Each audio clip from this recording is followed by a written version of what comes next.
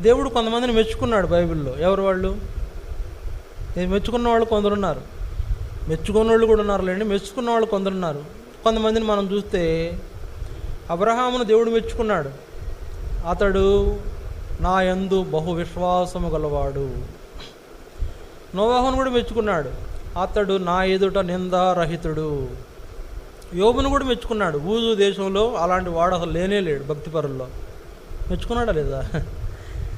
తర్వాత మోషేని మెచ్చుకున్నాడు. అతడు నా ఇల్లంతటిలో నమ్మకమైన వాడు. మంచి సాక్ష్యము ఇచ్చాడు. దావీదును మెచ్చుకున్నాడు. ఏమని మెచ్చుకున్నాడు? అతడు నా హృదయానుసారుడు. సరే, అతడు నా హృదయానుసారుడు. యేసుప్రభుని కూడా మెచ్చుకున్నాడు దేవుడు. ఏమని మెచ్చుకున్నాడు? ఇతడు నా ప్రియ కుమారుడు. దానియేలును కూడా మెచ్చుకున్నాడు. ఏమని మెచ్చుకున్నాడు? నీవు బహుప్రియుడవు అని మెచ్చుకున్నాడు. యాకోబును మెచ్చుకున్నాడు. నీవు నా దృష్టికి ప్రియుడవు కనుక గనుడు అయ్యావు అని మెచ్చుకున్నాడు.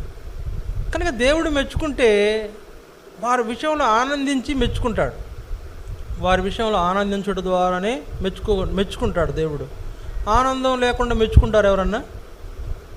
చెప్పండి. ఆనందం లేకుండా ఎవరైనా మెచ్చుకుంటారా? సంతోషపెడితే కదా మెచ్చుకునేది, అంతే కదా.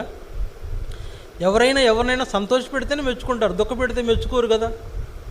అందుకే పౌలు ఏమంటున్నాడు? నేను మిమ్మల్ని మెచ్చుతాను అనుకుంటున్నారా? మిమ్మల్ని మెచ్చను. ఎందుకు? మీలో కలహం ఉంది, మీలో ఈర్ష్యలు ఉన్నాయి, మీలో పగలున్నాయి, మీలో ద్వేషాలు ఉన్నాయి. అదే మాట్లాడుతున్నాడు అక్కడ ఆ వచనాల్లో. మీలో ఒకనికి సఖ్యత లేదు, ఏమంటారు? సహవాసం లేదు, ఫెలోషిప్ లేదు. కనుక మీరు ఐక్యతగా లేరు.